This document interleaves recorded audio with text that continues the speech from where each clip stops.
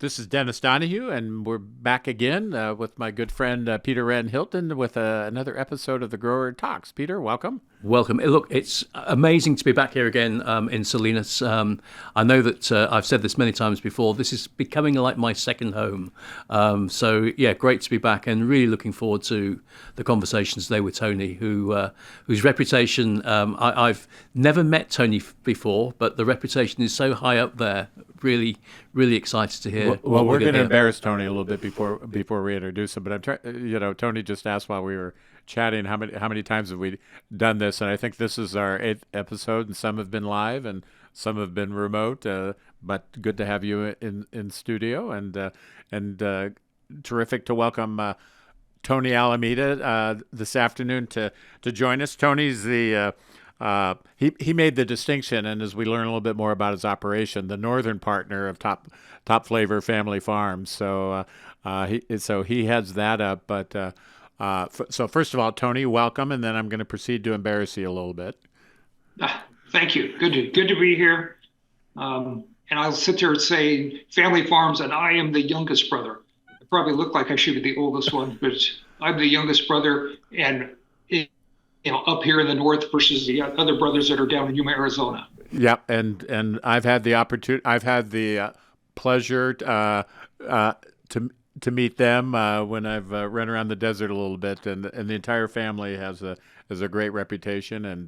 But Tony, the reason I said we're going to embarrass you a little bit is, before I met you, I knew about you that you were really considered one of the Cadillac growers in our neck of the woods, and anecdotally we were talking about you used to grow radicchio, and I used to be horrified that other people other than Royal Rose were growing radicchio, and you were particularly good at it, and we bought a field of yours, and it was twice the yield we had ever seen. So I knew firsthand, boy, this guy's good.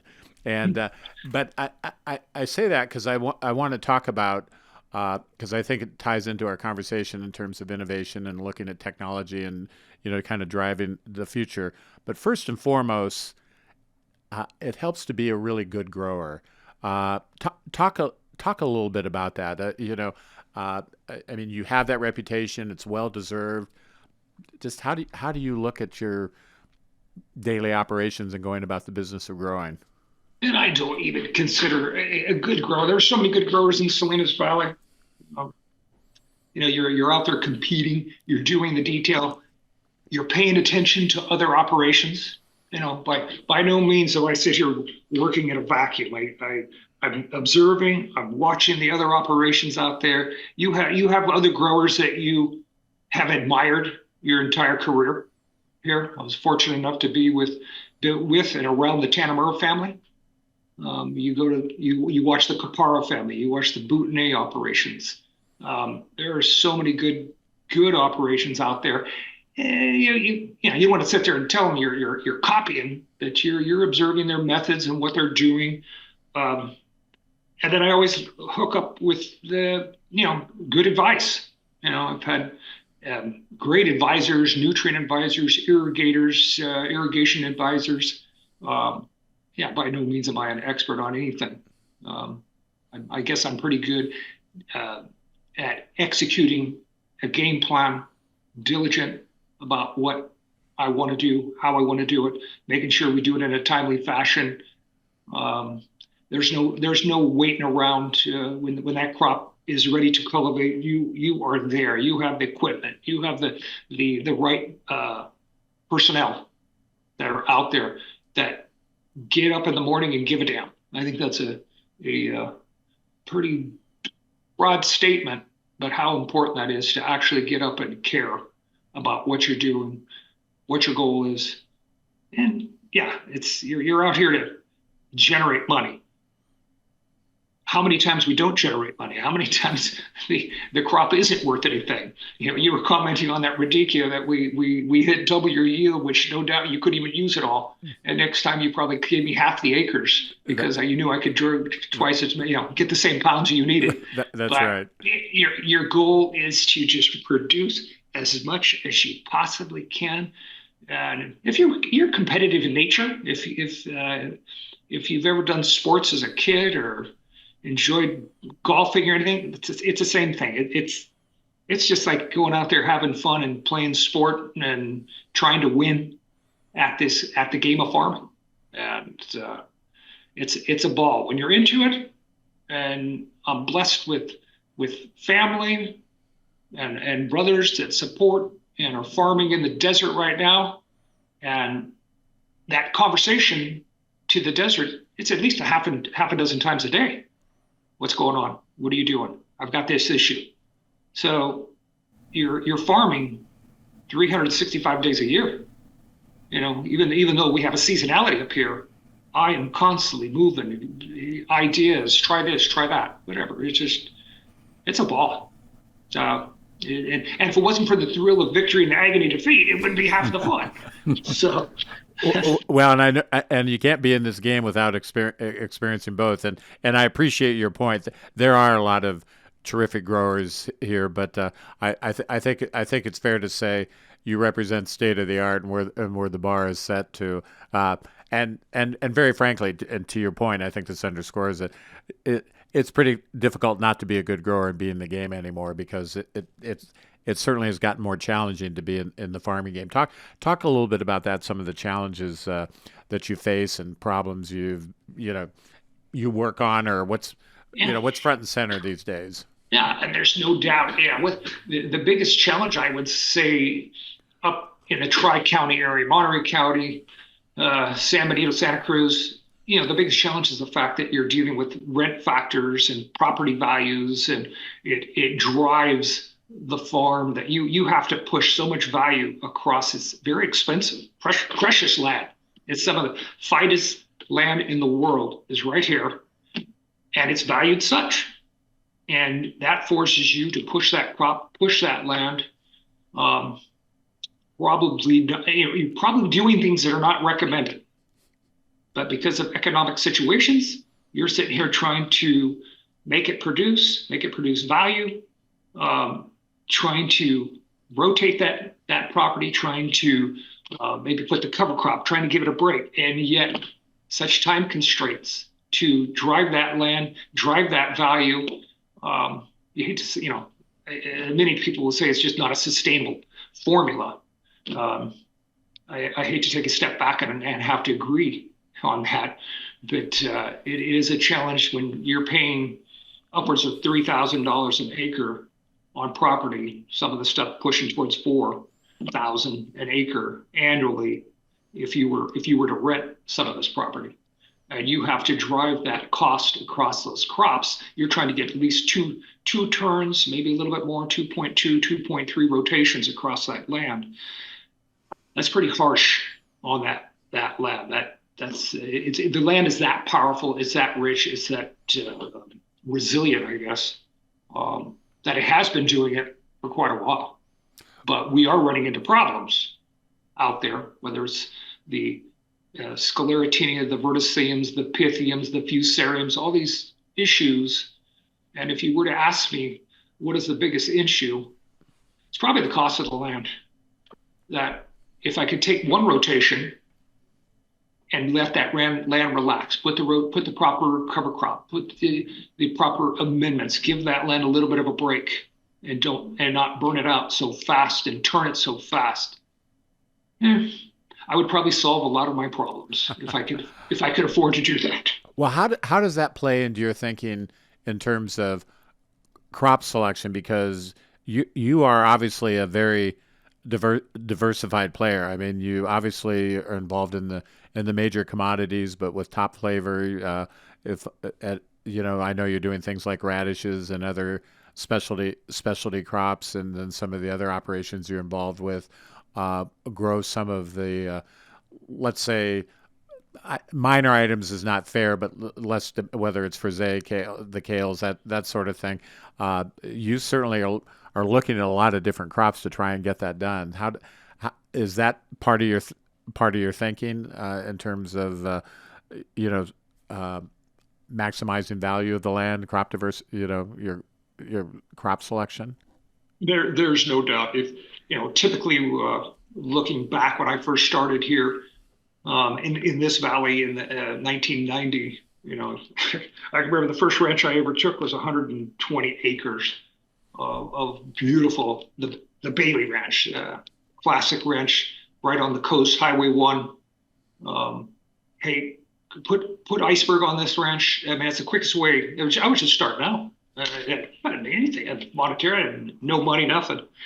And hey, quickest way to wealth, get that iceberg going. And it's like, all right, we'll start on that. Yeah, go back to back. And it's like here, oh, this first crop, oh, this looks pretty good.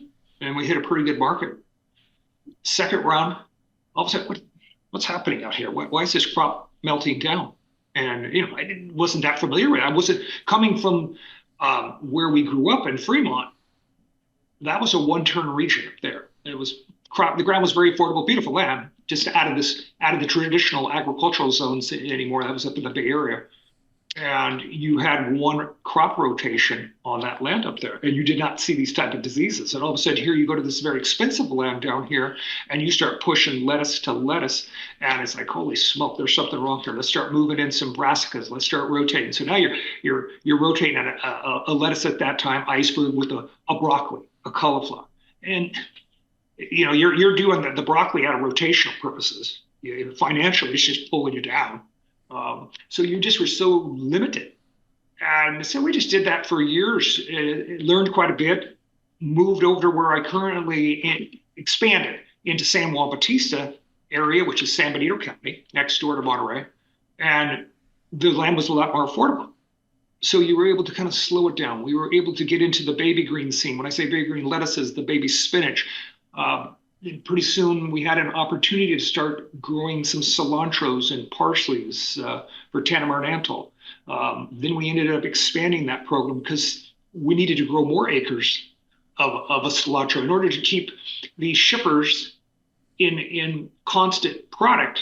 We needed to have a greater pool of participants in that crop. So we all of a sudden started forming a partner, Jess Quinlan with Savoy Farms. We expanded into that market, and it was parsley, cilantros, it's kales, it's all these little items. I like to say I want the two spaces on the back of that semi. So they can put the romaine, they can put the broccoli, cauliflower, celery on the front. I just need two spaces on the back of everybody's truck so I can finish that salad for them with all these specialty items. And that allowed us to rotate amongst the celery, the lettuce, the romaine, the iceberg, and put these little specialty crops and try to rotate that ground. Maybe I could put two short crops amongst that lettuce and try to just to handle it a little bit different and be able to break that economic conundrum of price of that land by putting almost three crops in, but two of them are short, one of them's long, and be able to rotate through that and give that land a little bit of a break, plus be able to spread the financial burden of some of the costs of doing it. So it kind of drove us into this direction. And odds is odd that we almost went back in time, grabbing crops that pretty much had left the region. Nobody was bunching parsley, nobody was bunching cilantro or radishes. Those crops were long gone, and we just kind of brought them back. And we were able to do it because food safety was at a priority for those type of items, knowing who the grower was, what the region and where they were coming from, making sure that you were doing it to the standard that the shipper wanted so that they could put their label on that box, knowing that the food safety and the handling of the crop and the packaging, the labor, all about the legality of that crop was up to their standards that we expect out of Salinas Valley. So it just really kind of expanded, and we brought it to the point where we can compete against Mexico, primarily where a lot of those crops were being sourced from. And we were able to kind of bring it back here locally. No, we're not cheaper, but you kind of command a premium, knowing exactly where it is, when you're going to get it, how fresh it is. I harvest it that day, I deliver it to you that day, if not that next morning. It has proved successful, but It's had its challenges, got it. It hasn't been just a straight line of success by any means. It was quite a challenge. Well, it sounds like Peter that the, this is a good story of good economics and stewardship at the same time. And any I want to turn it over to you. I'm sure you've now you know why Tony had the reputation he did. No, absolutely. And I think what you've been talking about in the last kind of 5-10 minutes has created a lot of really good context, and it really brings me to today. Top flavor.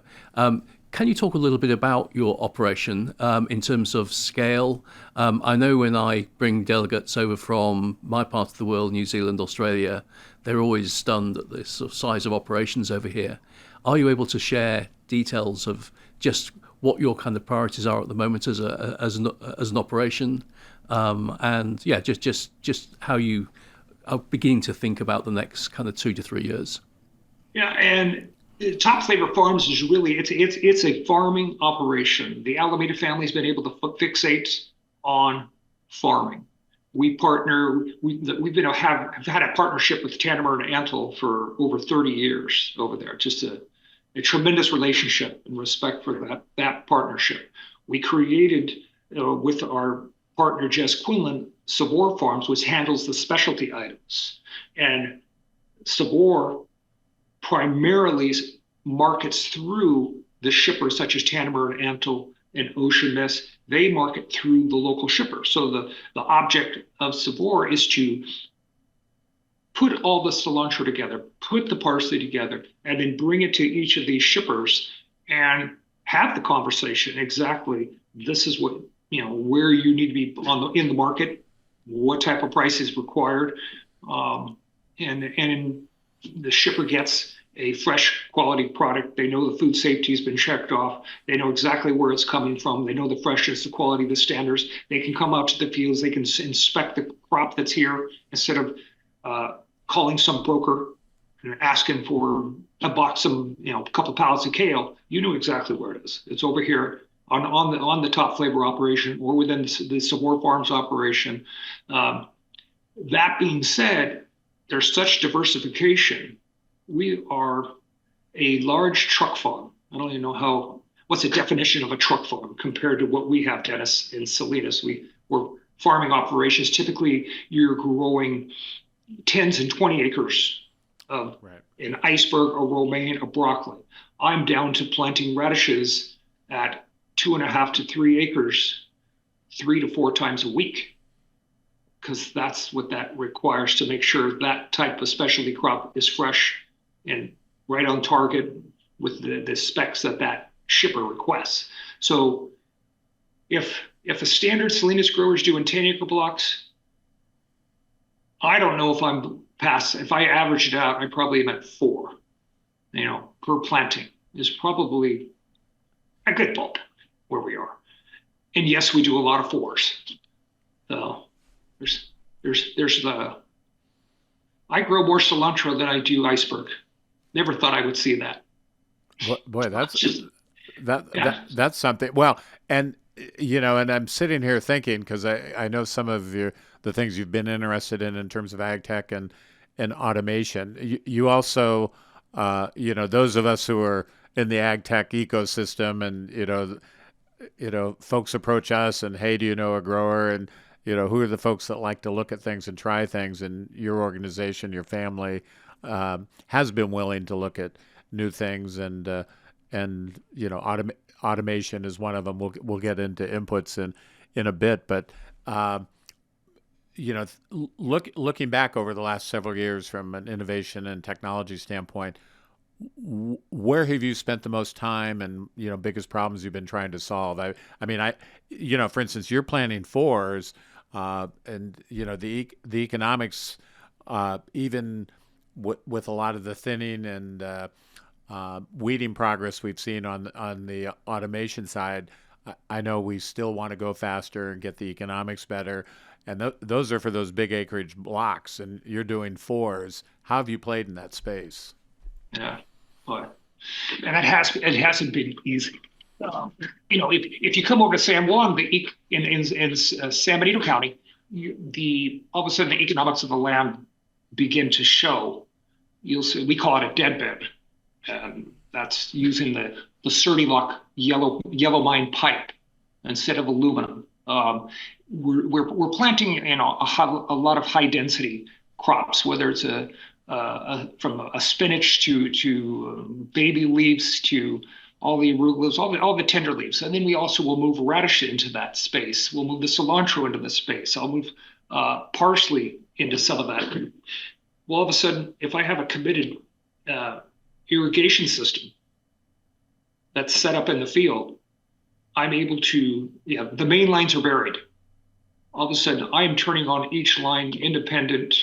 So that space in between those lines is 5 80-inch beds, 6 80-inch beds apart. I'm able to sit there and be able to plant those sections and be able to get those smaller areas because I can manage the water. The water becomes such a difficult challenge with this description of what we're talking about. If you're trying to irrigate 4-acre parcels with a standard aluminum sprinkler pipe setup that's traditional in Salinas, that's pretty challenging to handle that. Versus, I keep saying I want to be able to make it like my front lawn. I want to be able to have that clock. I want that sprinkler to pop up out of that ground, and I just plant and pop the sprinkler up, turn it on. How simple. Well, I'm not quite there, but we're close. If I can follow up from that, you've mentioned water. I know at the outset you said one of the greatest challenges was basically cost of land, but obviously water is one. Other area, labour is another area. So when you look at ag tech and the current state of ag tech, which challenges that you're currently facing do you think ag tech either is addressing or should be addressing? It's always the labor challenge of the farm or the harvest, specifically the harvest, is tremendous. I have not met a lot of inroads. I hate to admit that. We went to Europe, brought back quite a bit of equipment, harvesting equipment, whether it be radish or leeks. Just some.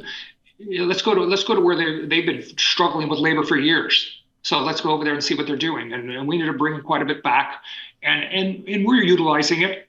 And what did I end up doing? I ended up participating with companies that built housing and utilizing H-2A immigration programs, providing consistent labor, providing excellent labor, expensive labor for the harvest. That probably ranges at age 25 to age 35. If we had to sit there and pick a demographic, that's typically what it is, obviously coming out of Mexico. And proud of the housing that was created. So all of a sudden now I have consistent labor available, knowing exactly, they know what they're coming up for. They're getting compensated accordingly. They're getting, everybody goes home when the task is over. Everybody gets to go home back to their families with significant pay. So that's not solving the situation. Maybe it's just buying some time until we can get a better option. I always find it strange when we first went to Europe and we were looking at radishes. I think I went over to look at leek, and I came back with radish. It's how it all ended up happening. It's like, oh shoot, I can do that. So let's try that. And it was the radishes were pretty successful. The leeks, we brought back systems. We implemented everything, and we probably ended up after about 6-7 years, we ended up pretty much eliminating all the European leek equipment and went right all the way back to where we started.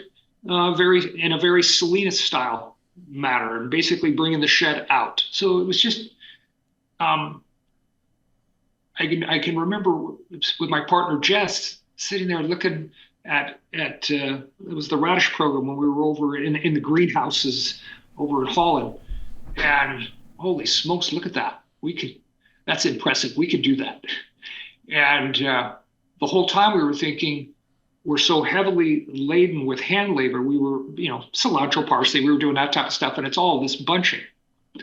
And we started going down the baby green, baby spinach path and starting those programs because we wanted to make sure we had the ability to mechanize. We didn't want to be completely dependent. We didn't have H2 program at that time. And we were so dependent on labor, and it was so challenging to get the domestic labor. So we were trying to make sure we had the ability to completely automate and continue our harvesting program. I could take cilantro and take a machine and buzz the top off it all day long, just like you have your baby spinach, and put it in a bag. But the vast majority of consumer still wants our bunch cilantro that I have to sit there and tie each little bunch, ship it across the country so they can grab the bunch, chop it with their knife, probably throw 2/3 of it away because that's what the consumer wants. That's what the market is right there. If somebody tells me I have no labor tomorrow, I can still cut that top off and put it in a bag and deliver it just like we deliver spinach or anything else. I can do the same for parsley. I can pull all your radishes with a machine and take the top off and send the berry like you see in quite a bit of Europe in the bag. We do that all the time. But everybody still wants a large percentage, want the bunch, the old traditional bunch and radish. And it still kind of puzzles me when we talk about sustainability and things that we're doing. We're still shipping a lot of our products across this country just to be disposed on the other side of the country. Moving on. Yep. Yeah. Well, I'm not sure we should do a quick up or down. The customer's always right, but the customer remains. At the end of the day, it's an economic choice Yeah, what we have to do. right. And yes, I want to implement the latest, greatest in technology. We started auto thinning machines with Mantis Technologies. Carbon Robotics were involved with machines from them, utilizing those technologies. Irrigation, we're constantly trying to improve the irrigation throughout. Our planters and seeding equipment is, just fantastic. The quality that we get out of the planters and the precision that we get out of the planting units. If we do transplant, but you're also doing quite a bit of direct seed on many items. Maybe I'm just old fashioned, but I still love a direct seeded romaine plant for its ability, qualities. So therefore, I use technology to sit there and say what plant I want to keep, which one I want to take out, which one's the weed, and how many weeds can I take out with that machine. So we're right there utilizing all that type of equipment. And that takes more precision than ever. To utilize that type of equipment, you have to be on your game, trying to get the bed perfect, the soil texture just right, so I can place the seed right. I get the germination just right. The seed is exactly where I dropped it. It stays where I dropped it. It germinates where I dropped it. And therefore, I have a choice exactly where I want to place those plants. And that's how you end up with those tremendous yields. And not to mention, we're also treating that plant at that point of removal. I'm also treating that little plant at that point, simultaneous, with a fertilizer. And I'm skipping the first side dress status, utilizing that fertilizer that he placed only at the plant. Now all I have to do is deal with a second fertilizer, which could be in drip tape. So dealing with all the other issues that we're trying to eliminate, the nitrogen applications, those are options. Those are really viable methods to drop the nitrogen usage.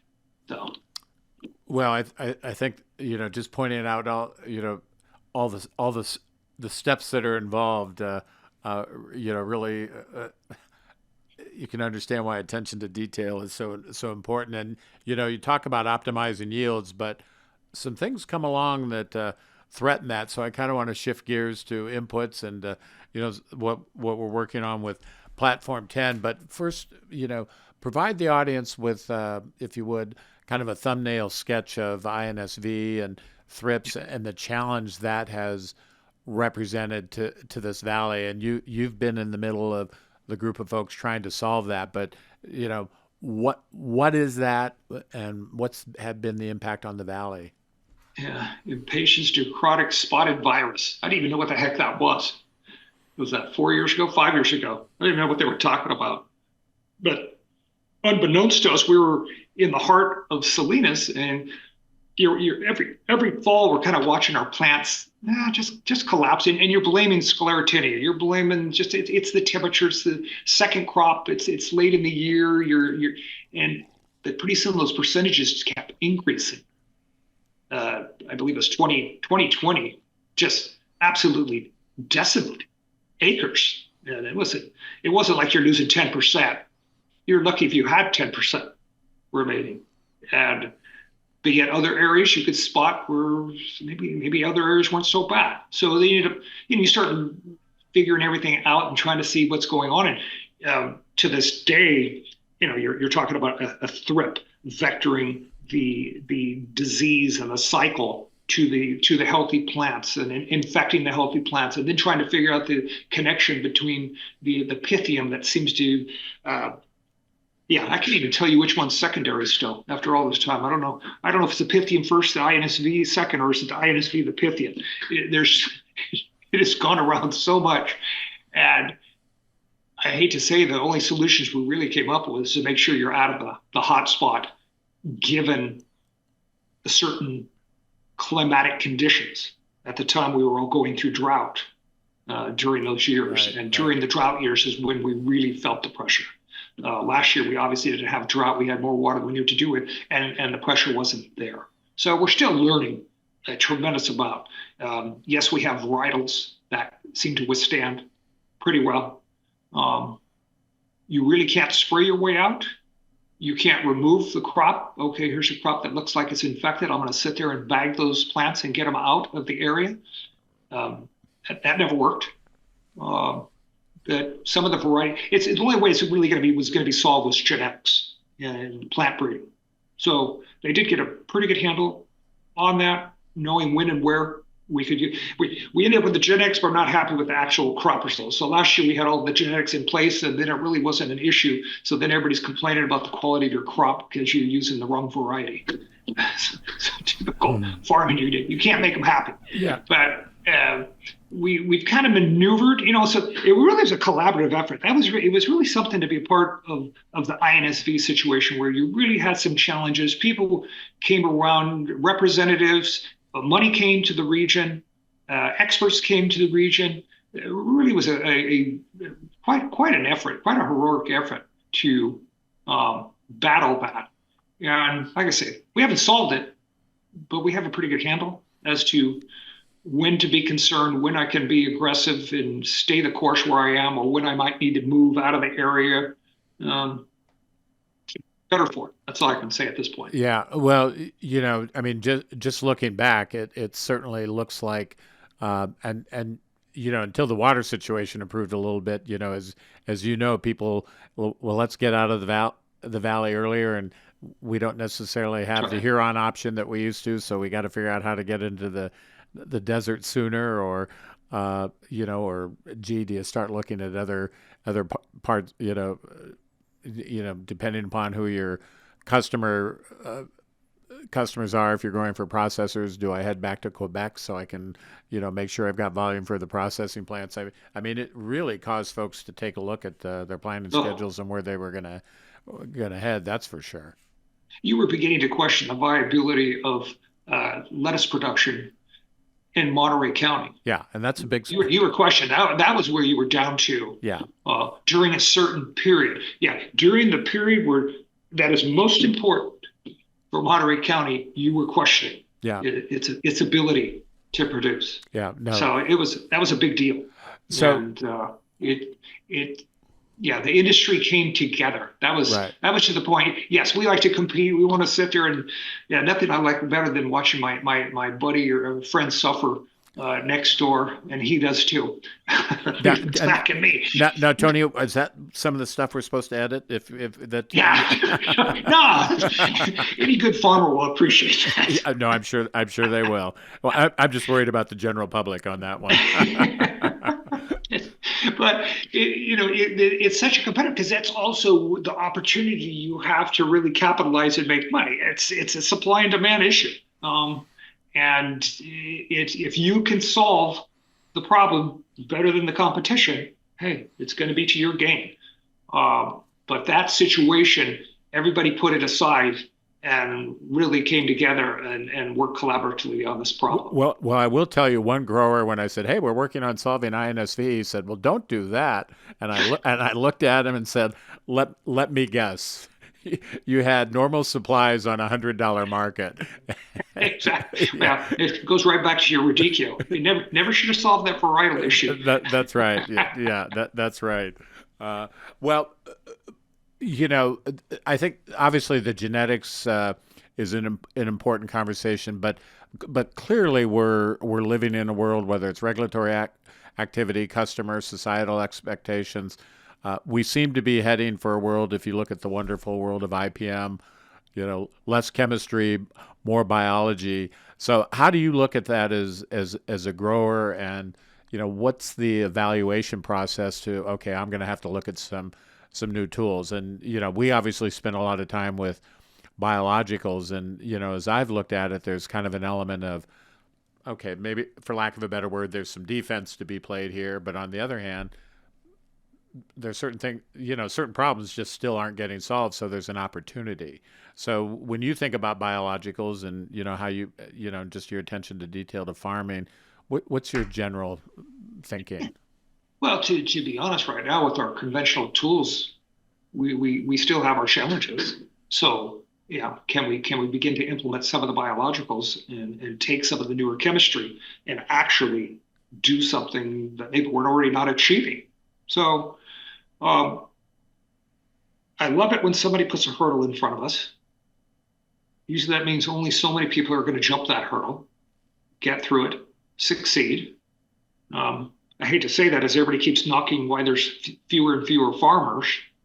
But if you keep throwing these hurdles up, you're going to keep whittling down the number of farmers, especially the successful ones. You made a comment, Salinas Valley. You look at who's left. It's the best of the best that is out here. Frustrating, though, is when you do put up some of these regulatory issues. If I find somebody's bringing products in from other areas that aren't under the same regulatory challenges, and yet that same product can go to retail and compete against my product, that has to go under a certain methodology being produced, whether it's domestically, and the others may be a foreign product. That seems that seems rather wrong to me.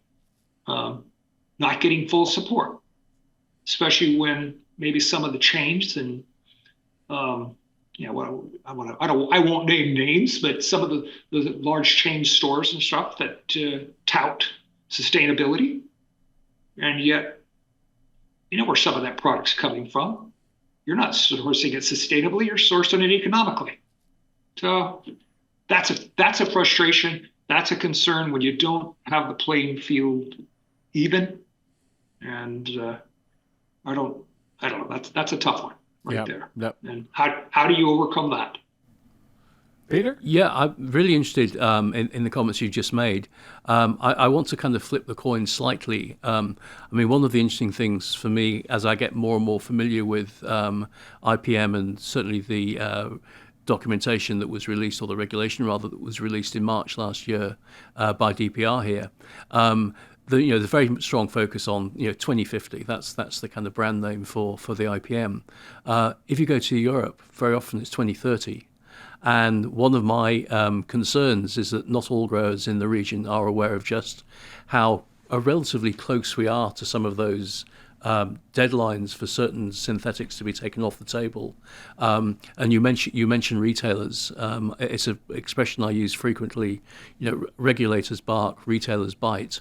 And it's when the Walmarts and the Tesco's and the Sainsbury's of the world start applying rules which in some ways are almost more enforceable than the regulators, because if they suddenly say, if you're using X, we will no longer stock your product. I'm just wondering how cognizant you think growers in this region are of those international developments, where we're not looking potentially 25 years down the track, we might be looking 5 years. And the implications that could have on, the speed with which one might have to change some inputs. Yeah, I don't know. I keep waiting, you know, that common sense prevails at the end of the day with what we're doing. Yes, we're losing some materials. We're constantly losing tools. Um, I hate to say it, if you lower the yields, you lower the production, the price is going to go up. You pray to God we have plenty of food for everybody, for the consumer. Do I need to change the methodology? Yeah, the materials I'm using, the cultural practices. How do I achieve the same results with my hand tied behind my back, so to speak? Are we going to have are we going to have major breakthroughs, technological breakthroughs? Typically, we have, and we're able to implement those advances. I would like to think that those are out there. You hear about things and hard to even fathom what they're even talking about and what they can possibly achieve. But I want to be optimistic.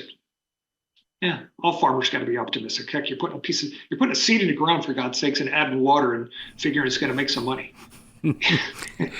So you better be optimistic with that type of career choice. What is your and just as we kind of begin to wrap up and just kind of staying in um, the realm of crop inputs, what gives you co- confidence to change? Obviously, you'll look at new things, but what causes you, how many clicks of the dial do you have to go through before you say, okay, I have confidence in this? For instance, at the heart of Platform 10 is part of what we're looking for is, we believe grower-led innovation is critical, but you know somebody's got to make that product, and they and for instance, when I was in New Zealand, Peter was explaining, and some of the people we were talking to, that in order to get a biological registered, there were really only a handful because you really had to the efficacy claims needed to be uh, you know good to go, for lack of a better phrase, and maybe registration here is not necessarily um, a confirmation of economics, efficacy, that sort of thing. And I think, and as I'm told, the thinking is, hey, let's let the marketplace sort that out. So if you're a manufacturer, you want to be able to make a claim, and if you're a grower, you want to have confidence in that. Right. How do you get there, particularly if you're Yeah. participating in the process of product Yeah. development? And that, the beauty of Salinas Valley, um, how many people are doing so many different projects, looking at reviewing. So there is quite a network of getting products in front of you. Who's going to be applying that product? The guys they love coming out and bringing you a jug of product. Hey, I got this new material here. Go ahead and put it out. Now, you guys need to be out here. We need to actually monitor what's going on. We need to put it out in front of us. You need to replicate, show me the efficacy is, give me the data on this product, this new product. It is going to take several years, generation cycles. Now, when something new comes out, that's very good. Admire. Good God, how long did Admire take? How long did that, when we're truly desperate, it gets in front of us and it's accepted very quickly. Yeah, you show up for something with INSV, you show me something for Diamondback Moth, a solution, it'll be on there immediately. That's how fast that will go. So it depends what the situation is.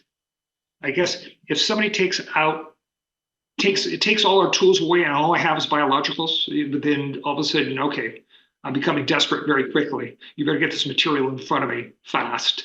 Uh, yes, we're going to keep relying upon old chemistry because we can.